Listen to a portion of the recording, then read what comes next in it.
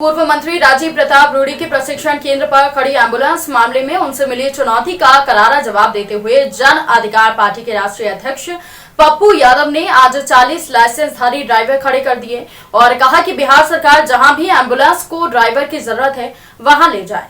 इसके लिए उन्होंने जाप के राष्ट्रीय महासचिव प्रेमचंद्र सिंह का नंबर जारी किया और कहा कि सरकार इन ड्राइवर को सरकारी नौकरी दे। साथ ही उन्होंने महामारी एक्ट के तहत भाजपा नेता राजीव प्रताप रूडी पर मुकदमा दर्ज करने की मांग की। उन्होंने मुख्यमंत्री से कौशल विकास के नाम पर हुए घोटालों की जांच करने की मांग की। पप्पू यादव ने ये बातें आज अपने पटना आवास पर एक प्रेस कॉन्फ्रेंस कर कही। इस दौरान उन्होंने राजीव प्रताप रूडी और उनके समर्थक पर अप्रत्यक्ष रूप से धमकी देने का आरोप लगाया और कहा कि अगर जरूरत होगी तो हम ऑडियो भी पब्लिक करेंगे। साथ ही पप्पू यादव ने ये भी कहा कि अगर हमें मार देने से बिहार की जनता को एम्बुलेंस, दवाई और ऑक्सीजन मिल जाए तो हम इसके लिए तैयार हैं। रूडी जी से मेरी कोई दुश्मनी नहीं है, लेकिन उन्होंने जिस तरीके से मुझे धमकी दी, राजनीति का आरोप लगाया और बस मैं यही कहूंगा कि राजनीति कौन नहीं करता, सभी लोग राजनीति करते हैं। उन्होंने कहा कि रूडी जी अपने तत्कालीन मुख्यमंत्री सुशील कुमार मोदी के साथ एनएच के पास परिवहन क्षेत्र में संभावित रोजगार सृजन करने के लिए कुशल चालकों के प्रशिक्षण केंद्र शुरू किया था। फिर आखिर ये बंद क्यों हुआ? आपको भ्रष्टाचार के आरोप में मंत्री पद से क्यों हटाया गया? भाजपा को आपकी करतूत मालूम है। आप ही बताइए कि सरकारी पैसे का एम्बुलेंस निजी घर में क्या कर रहा है? रूडी जी, आप हमारे भाई हैं, धमकी ना दीजिए। सारण की जनता ने जो जिम्मेदारी दी है उसे निभा लीजिए। वहीं पप्पू यादव ने सिवान कोविड सेंटर के बहाने बिहार सरकार के स्वास्थ्य मंत्री मंगल पांडे से भी आग्रह किया कि कम से कम वो अपने गृह जिले में आईसीयू, वेंटिलेटर आदि की व्यवस्था कर लेते।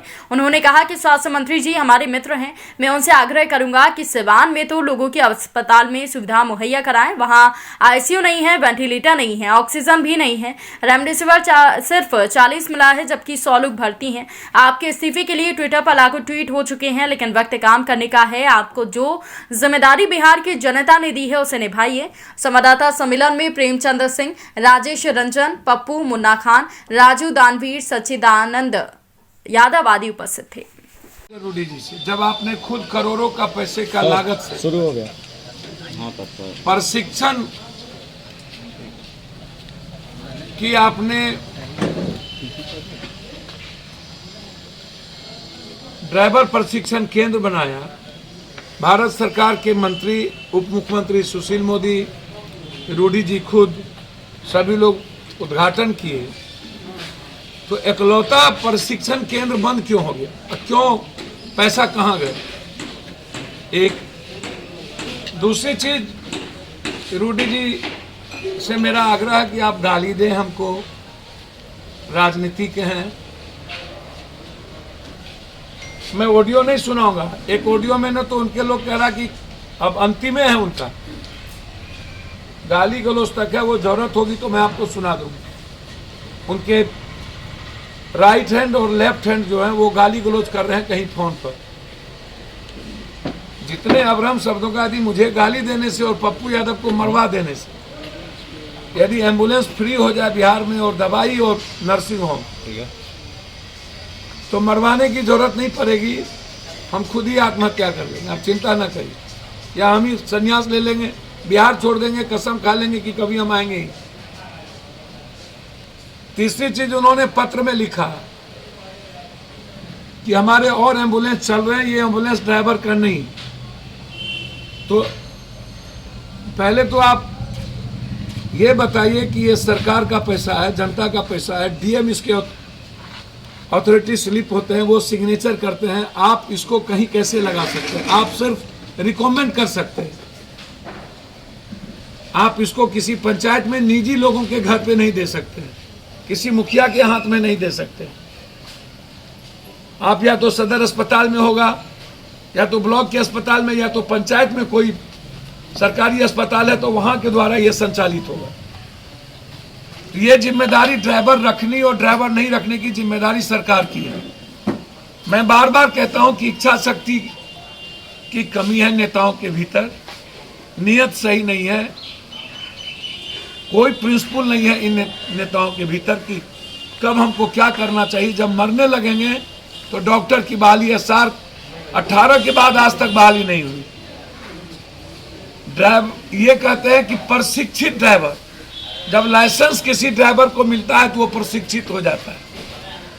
किस ड्राइवर को हैवी लाइसेंस की जरूरत है और किसको नहीं जरूरत है। चौथी चीज, ये अपने ऑफिस में और अपनी बड़ी बड़ी तस्वीर लगा करके जयप्रभा अस्पताल, जहां सरकार का पैसा लगा, उसको इन्होंने कार्यालय बना लिया। कभी डॉक्टर और कभी एक भी वहां कर्मचारी नहीं रहे। एम्बुलेंस इसलिए लौटा लिया गया कि अगले लोकसभा में जो मुखिया इनको वोट नहीं दिए उनके यहां से एम्बुलेंस लौटा लिया, चुनाव के ठीक 1.5 से 2 महीना के बाद। अगले कोरोना वायरस में भी 13 महीना पहले ये एम्बुलेंस वहीं लगी हुई थी। मैं इन्हें चुनौती देता हूं कि यदि सच में वो बता दे, भाई आपको तो कोई इलाज होगा नहीं, मंत्रिमंडल से आपको हटा दिया भ्रष्टाचार के आरोप में, तब भी आप थथरई करते हैं। आप जहां के चेयरमैन एमपी लोग के क्लब के बने हैं वहां भी घोटाला, तब भी आप थथरई करते हैं। पर्यावरण में एनजीओ आपका जांच होना चाहिए, तब भी आप थथरई करते हैं। आप के बारे में आप किस किस को क्या किए हैं मैं उस पर नहीं जाऊंगा, आपके तरह मैं ओछा नहीं हूं। कभी बीपीपा के भरोसे, कभी जनता दल, कभी बीजेपी के भरोसे, अनुकंपा पर जीतने वाला, जिनका अपना कुछ हो ही नहीं। अब वो हमें राजनीति तो मोदी जी भी करते हैं बनारस में आके, राजनीति तो गुजरात जी भी आके चुनाव लड़े। हिंदुस्तान का शरद जी से लेके मधुलिमय, मुफ्ती मोहम्मद सईद, एमजे अकबर, चंद्रशेखर जी, अटल जी, जौहर साहब, शरद यादव, सब बिहार को और देश में सब जगह जाते हैं। देश में कोई, हमारी डेमोक्रेसी सबको इजाजत देती है सब जगह जाने, और हम एक पार्टी के हैं। मधेपुरा घर नहीं है, बिहार घर है मेरा, और हम बिहारी हैं। जितने रूढ़ी जी आप लोग सब मिलके लूटे होंगे ना, उतना हम 1 महीने में बांटते हैं।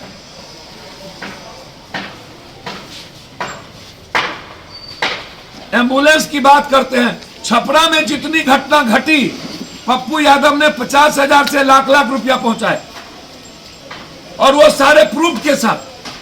आप एक भी मर्डर और घटना में आज तक नहीं गए, लिस्ट फिरहस्त है। हमारी कोई निजी दुश्मनी नहीं है, लेकिन मेरा सवाल है कि जो एम्बुलेंस का पैसा आपने चलवा के लिया वो कहां रखा? एफआईआर होना है, वो आप निजी पैसे कोष में नहीं रख सकते थे। सरकार का पैसे का गबन हुआ है, तो जब सरकार के पैसे का गबन हुआ तो एफआईआर होगा ना, इंक्वायरी होगी ना। और जब आपको ड्राइवर नहीं हो सकता, मोदी है तो मुमकिन है, तो फिर आप रिजाइन कर दीजिए।